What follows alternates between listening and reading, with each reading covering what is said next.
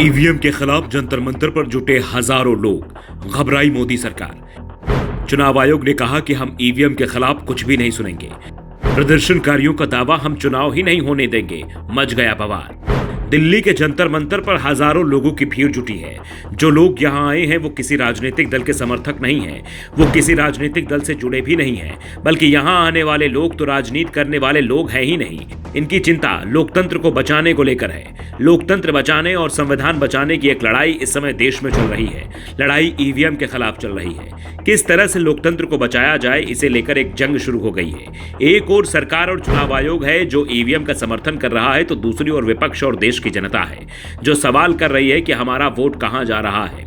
यह हमें ही पता नहीं लग रहा है। सरकार को देश की जनता चुन रही है या फिर ईवीएम चुन रही है, कुछ भी पता नहीं चल रहा है। ईवीएम से चुनाव होगा तो बीजेपी 400 सीटें भी जीत जाएगी।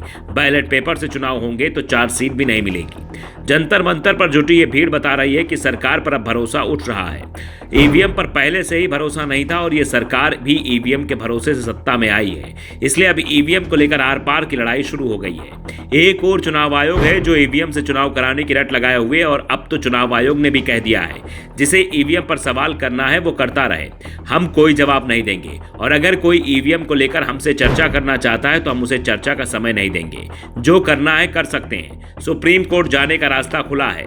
जिसे सुप्रीम कोर्ट जाना है वो सुप्रीम कोर्ट जा सकता है। सुप्रीम कोर्ट के तमाम वकील और देश के अलग अलग जगह से आए लोग जंतर मंतर पर पहुंचे थे, जहां ईवीएम को हटाने की मांग की गई। ईवीएम से चुनाव लोकतंत्र को समाप्त कर देंगे, इसलिए ईवीएम हटाई जाए, ये बात वहां पहुंचे हर व्यक्ति ने कही।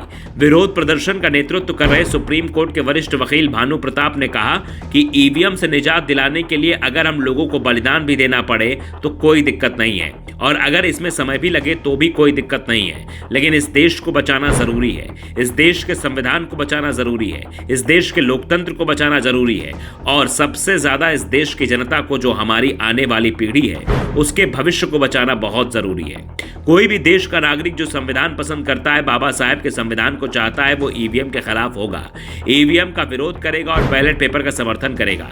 जंतर मंतर पर पहुंचे अधिकांश लोगों ने कहा कि मोदी सिर्फ ईवीएम से ही चुनाव जीत सकते हैं, इसलिए जैसे ही ईवीएम की बात आती है हमारी बात मीडिया दिखाता नहीं है।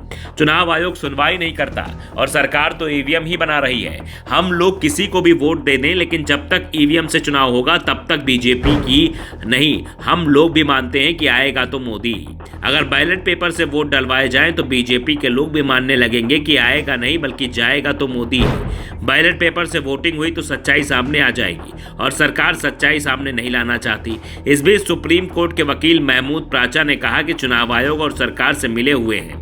आयोग सीधे सीधे सरकार के दबाव में है। सुप्रीम कोर्ट ने आदेश दिया था कि चुनाव आयुक्तों की नियुक्ति की समिति में सीजीआई शामिल होंगे, लेकिन मोदी सरकार तुरंत ही कानून ले आई। सिर्फ सीजीआई को नियुक्त करने के पैनल से हटाने के लिए कानून लाया गया, क्योंकि मोदी सरकार नहीं चाहती कि चुनाव निष्पक्ष हो। Bureau report, the Navdarpan news.